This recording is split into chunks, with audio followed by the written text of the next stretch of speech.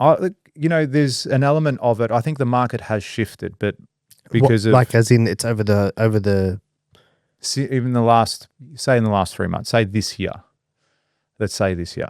I think the market shifted from a perspective of consumer confidence and buyers and all that sort of stuff. Yeah. However, I still won't let that be the reason for me not winning projects. Yeah, dude. I think we're on the cusp of a world war. It could be, yeah. I mean, well, you see what's going on. They're dead set bombing people. We probably live in the best place in the world at the moment. Dude, even Melbourne. No better. Yeah, like even so Melbourne. far. We're like the furthest. Even if China went to fuck around, they'd get Darwin first. Yeah. Exactly. Like take we are it. far, yeah. Just take it. We are far. They're going to look at Melbourne and go, oh, nah, can't be bothered. Too far. Too much. The fuel's too much to get here. Yeah. Fuel's too much to get here. We're not going down that path. But, it's not one that I'm going to let it tell my story. We looked at, as I mentioned, I think before, that we're looking at doing projects in Adelaide.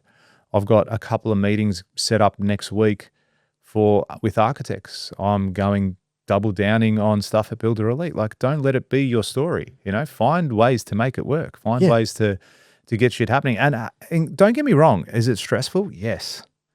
I've been under a lot of mental stress, but fuck, I'll push through it. I'll make it happen. So you're feeling the pinch. I'm feeling the pinch from a perspective of a number of things, like even from cash flows, a pain in the ass, because then you get, again, because I'm finding that the confidence isn't there, you're getting clients that are also not confident. They're holding back and they're not making decisions when they need to. There's a flow-on effect. There's a huge flow-on effect because it's like, for example, I needed a client to make a decision on some drains.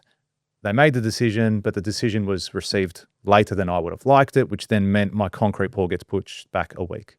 And it's like, okay, you think a week, big deal. Well, it kind of is. It's a whole week that I could have done $50,000 worth of work and paid and invoiced for and made money on, which now goes to the next month or which now goes to the next quarter, whatever it is, you know what I mean? So it does have a flow-on effect. And I'm finding that because of that mentality, you're seeing it from the consumer, you're seeing it from subcontractors, you're seeing it from internal with your own team potentially. So it's like, how do we snap out of that and go, no, guys, this is how we're going to do it. This is what it's about. This is what it needs to be. How do you do that? I just double down on myself. I would, whether it's in the space of getting yourself mentally fit and educating yourself in a certain area or doing something, just working harder. Sometimes it can just be that, rolling up your sleeves and go, cool, let's put in the hours. Let's work on this tender. Let's go and make some more phone calls. Let's go and make more opportunities. What if it's nothing? What if it's something? Like, as I said, I've got 2 meetings, one this week, probably one next week, with architects I've never met before, but just through my sheer contacts that I've got in the industry. Someone's introduced me, said, hey, speak with George, speak with this person, and they've made the introduction. And then who knows where that could lead? We could hit it off. They could like me. I could like them. Say, here, I've got a job here. We're doing this one. Go and quote it. I'm like, great, let me quote it. I quote it, we win it, away we go. And then all of a sudden I'm turning around saying, hey, we've got heaps of work. We're totally fine. Be that person. Be that person when someone says, how's business? Oh, fuck, flat out. Can't keep up. I go, do you want a job? Like, come and work with me. Like, be that person in the room. Don't be the bloke that's going to be, or the woman that's going to be, it's fucked. It's too hard. Oh, dude, so many of those people right now. Everyone. I think it's almost, even in good times, I think people say that in our industry too. In the construction space? Without a doubt. I've always said the construction space is everyone's victim. Yeah, that's it. Yeah, it's tough, man. It's tough. Let me jump into my new Rangy. Yeah. It's tough. Gotta do some more push-ups. Yeah. Should be right. Anywho, so, I think that's definitely something we're seeing, across the board at the moment. And I don't know. I don't think I'm impacted mentally yet. Like, I don't feel worried, but I do also so for example, talking about going on a camping trip, all of a sudden the 4-hour drive is questionable now. How funny. I said that I just got back from Inverloch today. Yeah. And because you're like, all of a sudden it's going to cost me way more. Yeah. Someone that I met there actually was a person I went to uni with 20 years ago. I haven't seen him for 20 years, a girl I went to uni with.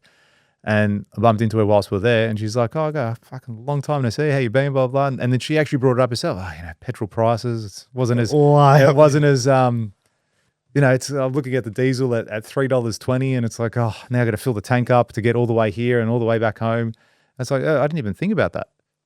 But I mean, that's a thing people are worried about now. And it's like, do we go on that trip?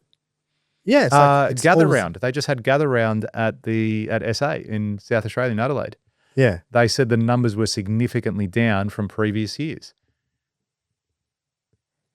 So Gather Round is where every club Yeah, I plays in Adelaide, right? Yeah. And then the previous years, they would have people flying in from everywhere, all over Australia.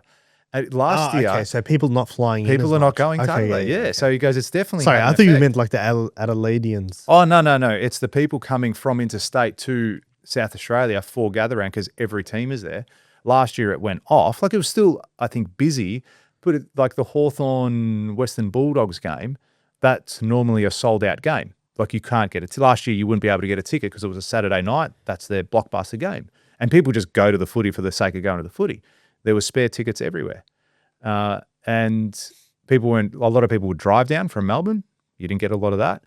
And then flights as well. Flights are more expensive. People aren't going down there too. So I do think it's affecting people's decisions or influencing people's decisions. Is this how it happens though? Like, is this how COVID How it happened? starts, yeah. Yeah, 'cause at the potentially, start of let's look at the COVID- patterns, yeah. Yeah, like at the start of COVID, was it kind of like, like, you know what I mean? Like, because I remember not being fearful. I remember looking at, I was working in real estate when COVID first hit. I was a real estate agent.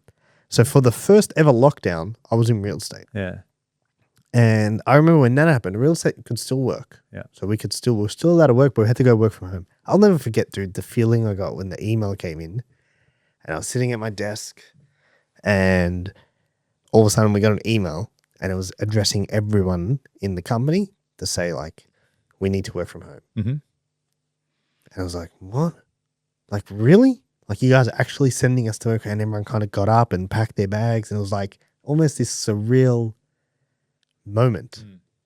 Yeah, and then we'd go to like, we'd do opens and I remember like other people sitting there like, hey, sanitizer, give me the sanitizer. And it was like, everyone was freaking out. And I remember thinking, You're weird. like, no, what, dude, what, you're going to get a cold? Like, I think at the But beginning I eventually it wasn't too concerned about it. And then it was when it sort of came out that it was more for elderly people that were affected by it. That's when it's like, okay, well maybe, because, got parents and grandparents and stuff like that are still around. So that's when it sort of started to go, okay, well maybe this thing is a bit more serious than what it was. And then I think it just got ridiculous after that point in time. well, yeah, the way it was handled. Yeah, everything was just fucked. And look, I hope it doesn't get to that stage as well. I think if also you see... in the moment, like I remember watching the numbers. Do you remember like flatten the curve, flatten the curve? I tried know not what I to, mean? even then I tried not to watch the news too much. Yeah, but like you'd back want to then. know like what the numbers were. And like every day it was climbing and you'd think, fuck, we are fucked here, dude. Like we're not even looking like coming out of this lockdown. Like every single day the numbers are going up and it's like you bought into the propaganda. If you like that clip and you want to watch another one, click just over here. And if you want to watch the full episode, click just over here. Don't forget to subscribe to the channel and thanks for watching.